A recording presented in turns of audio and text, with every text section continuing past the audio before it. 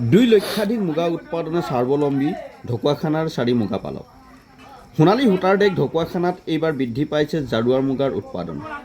প্ৰতিকূল বতৰকো নেওচি জিলাগুৰিৰ 4 মুগা পালকে উৎপাদন কৰিবলৈ সক্ষম হৈছে 2 লক্ষাধিক মুগা। ঢকুৱাখানা, ধেমাজি, মাজুলী, তেজপুৰ, ঢেকিয়াজুলি, শিৱসাগৰ আদি অঞ্চলৰ মুগা পালকসকলক যোগান ধৰিবলৈ সক্ষম হৈছে জেঠুৱা মুগাৰ সঁচ।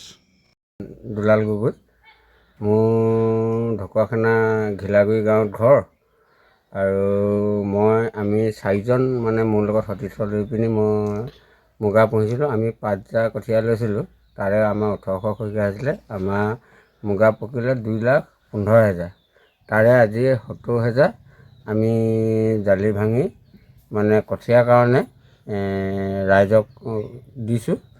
আৰু কাইলৈ এটা পাৰ্টি আহিব, তেওঁলোকে 20,000 নিব।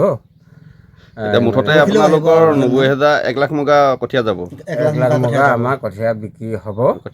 আপোনালোকে মুগা সঁচটো কিমান টকা দিয়ে কিনিছিলে? সঁচটো আমি 50,000 টকা দি কিনিছিলোঁ। 5 মুগা 10,000। 10,000 বিকোতে কেনেকৈ বিকিছে? আমিও 10,000 দৰতে কঠীয়াটো বিক্ৰী কৰিছোঁ। কেইমাহ হ'ল আপোনালোকৰ শ্ৰম? আমাৰ শ্ৰম 3 মাহ বুলি ক'ব পাৰি। কেইদিনমান কম আৰু, কিন্তু মানুহে এই জাৰুৱা মুগাটো 3 মাহ লাগে বুলি কয়।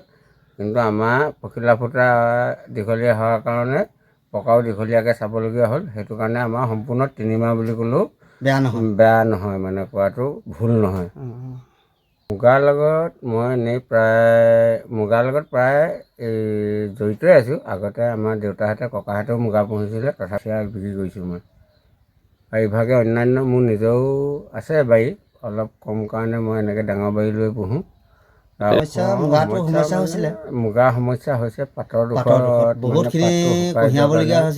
আমি মানে পাতটো সৰি যোৱাৰ কাৰণে কেইবাটাও চিমনিত আমি মুগাটো মানে ঘূৰাবলগীয়া হৈছে। সেইটো আপোনাৰ ভাল ফল এটা পাইছে, কেনেকুৱা লাগিছে? এতিয়া নিচে মানে মনত পূৰা আনন্দ লাগিছে, ভাল লাগিলে। অকল এয়াই নহয়, আৰু মানে আপোনালোকৰ যি 1 লাখ মুগা কঠীয়া বিক্ৰী কৰিব, এই কঠীয়া ক'লৈকে যাব?